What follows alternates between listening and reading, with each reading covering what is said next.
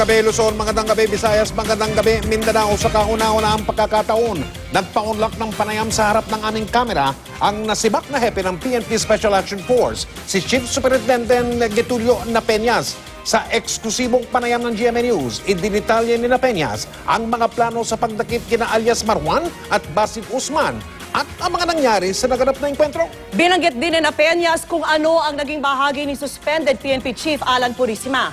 Ayon naman sa mga source ng GMA News, alam ng Amerika ang plano laban kay Marwan. At mula po sa Camp Aguinaldo, nakatutok live si Jiggy Manicad. Jiggy? Vicky, Mike, sumailalim nga sa tinatawag na operational audit ang naalis na hepe ng PNP Special Action Force na si Chief Superintendent Getulio Napeñas. Sa kauna-unahang pagkakataon ay humarap si General Napeñas sa kamera at kwento niya ay si suspendidong PNP Chief Alan Purisima ang nagbigay ng tinatawag niyang intelligence packet ukol sa kinaroroonan ng teroristang si Zulkifli Binhir alias Marwan at Pilipinong bomb maker na si Basit Usman. Pero mabilis niyang sinabi na hindi raw si Purisima nagpa siyang ituloy ang operasyon. Si Napeñas daw at ang kanyang mga ground commander o itong mga kasama niyang pulis ang nagkusa na i-neutralize na si Marwan. Ayon pa kay Napeñas, hindi niya masisikmurang walang gawin. Kung papabayaan nilang mabuhay ang mga teroristang ito, ay daang libo pa ang mabibiktima. Narito po ang pahayag ni General Napeñas. Ito continuous left and right ang bombing ng Central Mindanao, including Zamboanga, including yung Cagayan de Oro. And ito ngayon, yung actionable intel na ibinigay sa'yo, hindi mo ba gagawa ng plano? Ganon din ang feeling ko, lalong-lalo na nung ibinigay sa akin ni General Purisima, siya that time, ang Chief PNP, hindi pa siya nasususpended, yung intelligence na report na yan, yung packet na yan, hindi rin kami kinu-urge na immediately gawin nyo ito, hindi ganon. Ibinigay sa amin, but out of commitment at dedication na itong tao na ito ang target, ginawa namin yung plan. Please take note na inumpisan namin na hinahabol ito si Marwan 2010 pa. At tuloy-tuloy namin ito na hinahabol hanggang ngayon. Dahil hindi para sa amin, not fame or glory, it's for you.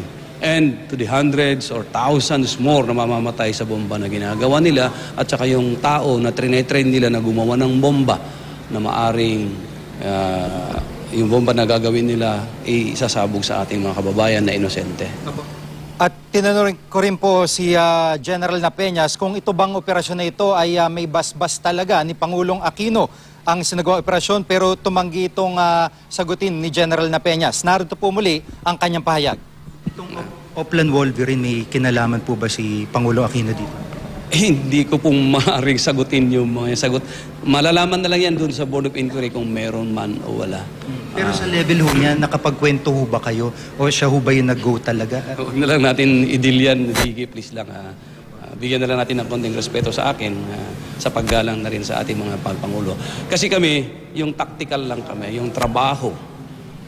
We do not indulge or we do not do dito sa political thing. Siguro, yun na lang yung ginawa namin, yung trabaho namin na police, na PNP staff, to go after yung terrorist na ito.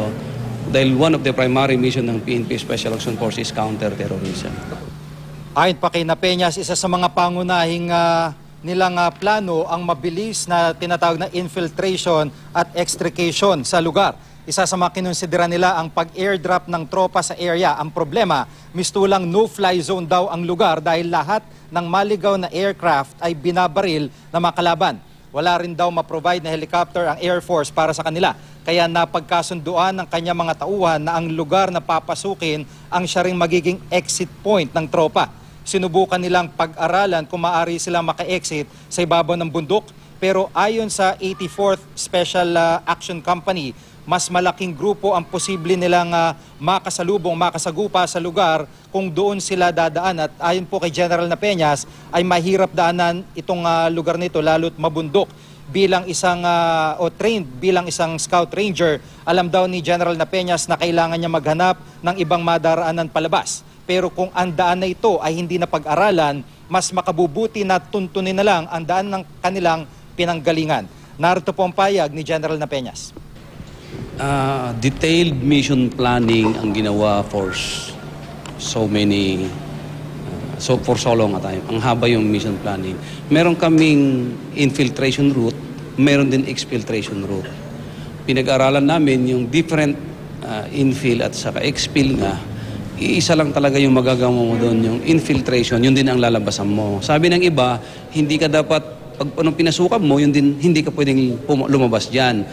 That is exception to the rule kasi pumasok ka pero naglagay kami ng security along that route para may security pabalik yung mga tao namin. I'd like to emphasize na yung plano na yan na ginawa, hindi ginawa ng mga matataas na rangko katulad ko. Ang nagplano yan mismo, yung mga operators or yung operating personnel, sila ang gumawa ng plano under supervision ng isang senior officer, then i-present, diniliberate namin ng pagkatagal-tagal. Yung lugar kasi napakadaling sabihin na pwede ka pumasok, pwede kang lumabas dito. Hindi ganun kadali yon because of the terrain at saka because of yung mga populace. Pagka lumabas ka dun sa isang lugar na walang nakalagay, nakatanim na security mo, ay mas mapapalala. That's why pagpasok yung main airport, mayroon nakasunod na support airport niya na pag-withdraw, yun ang magbibigay ng protection hanggang makalabas sila lahat. At isa pa po sa mga inasahan nila, yung tinatawag na cover of darkness. Kampante sila sa sinasabi ni Peñas na ayon po sa isang source ay may sinasabi pong aerial surveillance na mga oras na iyon. Naganda sila ng bangka pero hindi rin ito nagamit matapos mahuli ang tropa na sa paglabas nito ng may isang oras. Narito po muli ang payag ni General Peñas. Sabi niyo, umasa kayo sa cover of darkness, pero may aerial surveillance, pero no-fly zone. Ano po ibig sabihin? Hindi ko ma-comment yun na yung cover of darkness sa pagpasok at saka May drone na hindi ko masagot yan, GK, hindi ko masagot yan. Sir, Matinding paghahanda rin ang ginawa ng 84th at 55th Special Action Company, ang pinakamagaling na unit daw ng SAF ayon kay General Peñas sa ganitong klase mga terrain.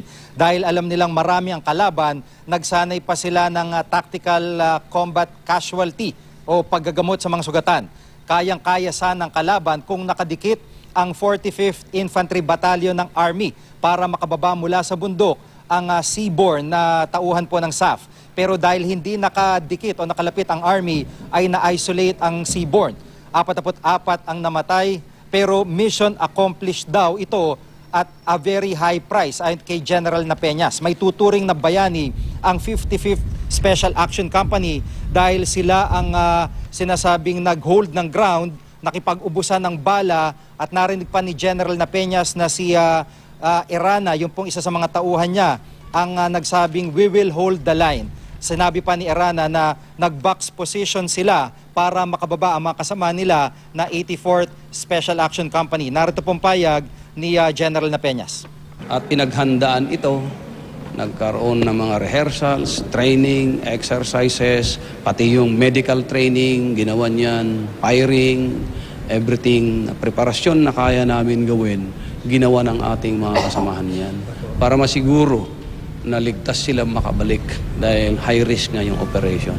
bakit to sa tingin nyo hindi ho inaksyonan ng military po yung unang intel info tungkol kay Maro? Hindi ko masasagot yan, Jiggy, kasi intel yun. Hindi ko masasagot kung ano man ang natanggap ng military. Lumabas pa nga dyan na sinabi ko daw na hindi tumulong yung military. There is no truth into it. Wala akong statement na inilabas na idinadown ko or tinatapakan ko yung military. Hindi ko ginagawa yun. Iyon ang heroism ng 55th Company. They did accomplish the mission given to them na bibigyan nila ng protection yung 84th pag-withdraw. Talagang totoo yan. Hindi namin iiwan yung 84th hanggat hindi namin i-link up sabay-sabay mag-withdraw. Ganun yung katatag si Gary Erana. Talagang dinig na dinig ko sa radyo yun. Ganun katibay ang kanyang dibdib.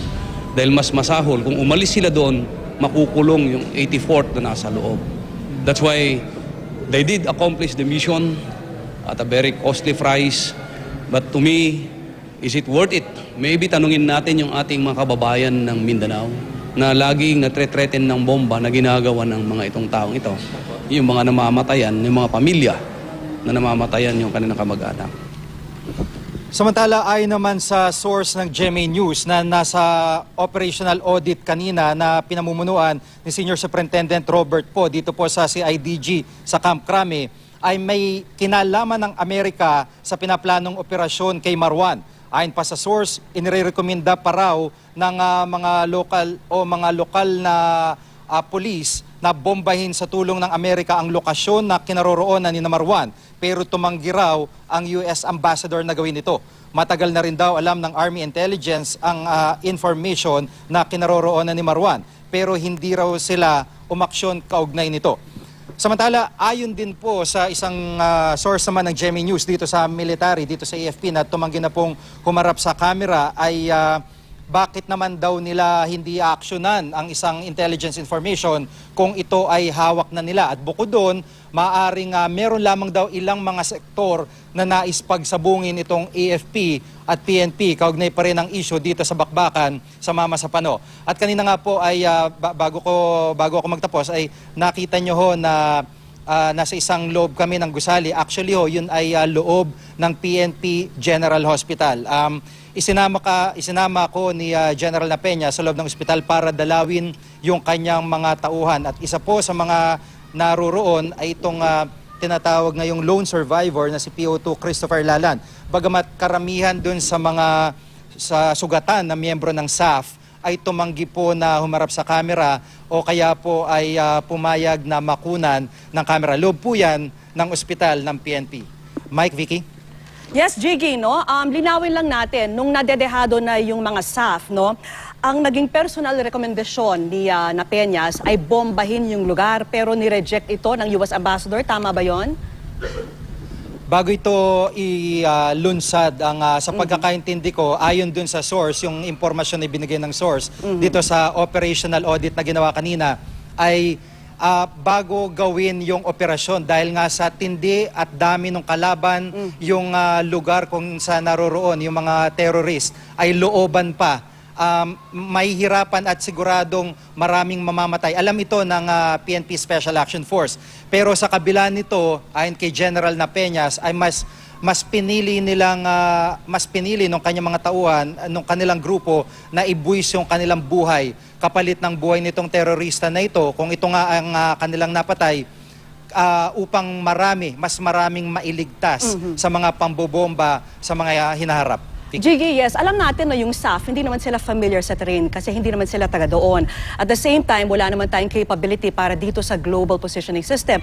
Nagbigay ba ng ibang detalye ang source kaugnay nga sa impormasyong alam na nga ng Amerika ang tungkol sa operasyon laban kay Marwan?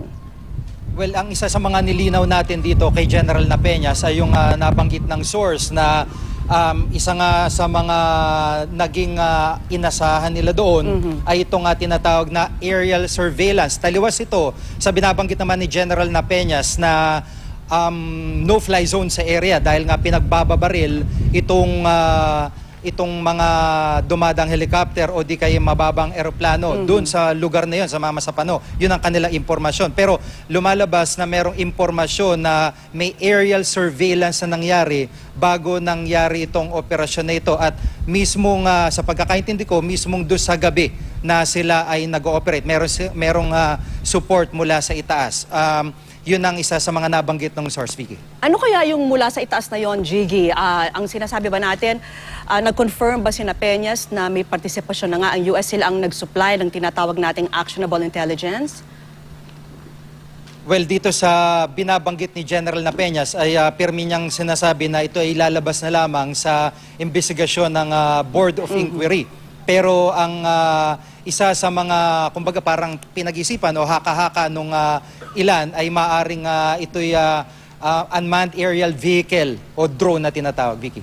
Jiggy, sa basa ni Napeñas ba, itong MILF, may binanggit ba siya tungkol doon? Sila ba? Ano bang tingin nila dito kay Marwan? Isang kalaban o isang kakampi? Pakiulit, Vicky, medyo mahina lang. Sa tingin ni Napeñas, no, itong MILF, ano ang tingin nila kay Marwan? Isang kalaban o isang kakampi?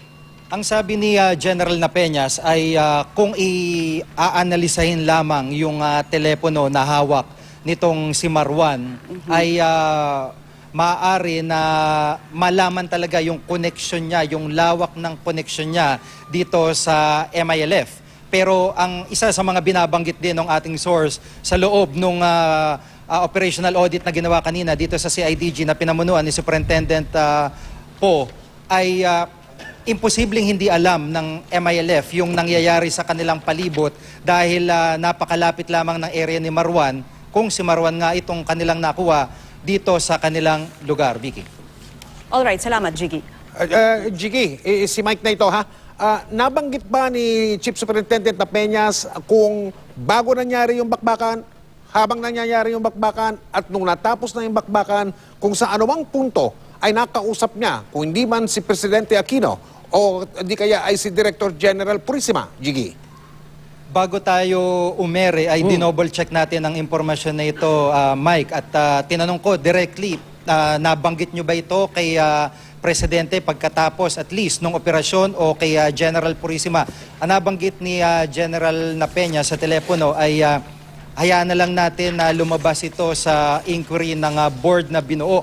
At kanina yung sa panayam natin ay tinanong din natin kung ito ba ay may basbas ng Pangulo. Ang nais ipaabot ni General Napeñas ay hindi sila nagpapaapekto sa anumang politika o kaya ay anggulo ng politika. Subalit bilang isang professional na police officer, bilang isang dedicated na mga miyembro ng SAF, kabilang ng kanyang mga tauhan na nasawi, ay ito ang kanilang ginawa para maprotektahan ang taong bayan. At binanggit din niya, hindi ito para sa reward, hindi ito sa fame, hindi ito para sa glory, kundi para sa ating lahat. Dahil isa sa mga nabanggit din ng source ay hindi nalalayo na kung bugbog na sa pambobomba ang Central Mindanao, ang Northern Mindanao, ang Western Mindanao, hindi nalalayo na maaring susunod na target ay itong Cebu o Metro Manila.